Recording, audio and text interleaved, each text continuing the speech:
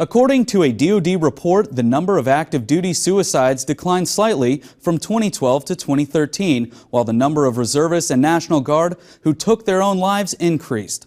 The reason for suicide are as varied as the individuals. Usually, experts say it's a perfect storm of events that leads to a person's death. As part of our special suicide prevention coverage this month, Corporal Jonathan Herrera takes a look at the deaths of two service members, one a Marine pilot who died 9 years ago, the other an Army captain who fell in 2012.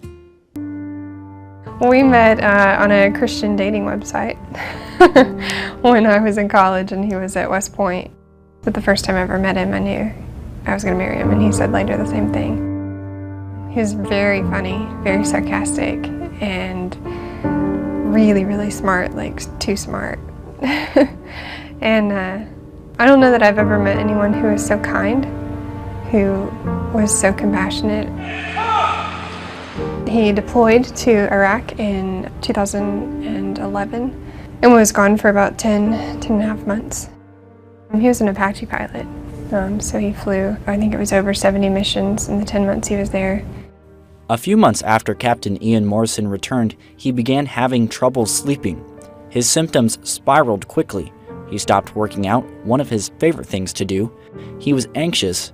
His appetite faded. I think definitely had a hard time coming back. That's what he had said, that he understood things when he was deployed.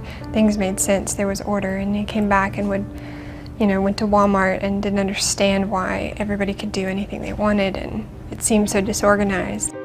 He even said, which was really hard to hear, that I miss being there. And he said, I don't miss, I want to be with you, but this society doesn't make a whole lot of sense to me anymore. Ian took his life in March of 2012. On the same day, he was diagnosed with depression.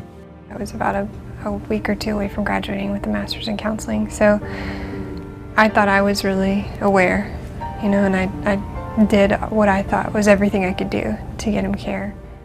So, I allowed myself maybe 6 months to pretty much go crazy and grieve and knock it off the couch, and then I sort of made myself do something every day that gave me air. And so I ride my horse a lot. I have dogs, and I play music and paint, and my faith in God has been the number one that's pulled me through. Every year I blame myself less for his death. Kim Ruocco's husband took his life 9 years ago.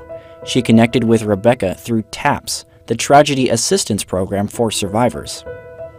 Her story is so similar in that her husband was an Apache pilot, also a very religious man, great relationship, and she's also in the mental health field, as I was.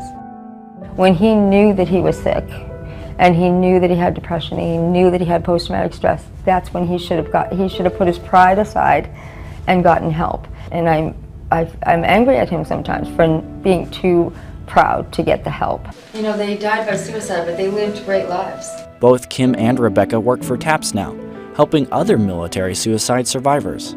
It's very different today, which makes me really hopeful, that we have looked at these lives that have been lost and made some changes because of them.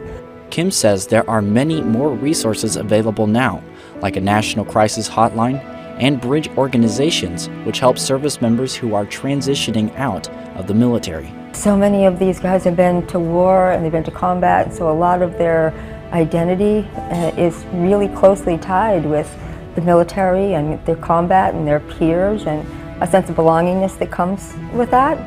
And so as they transition in the community and try to have civilian jobs, I'm worried about that factor.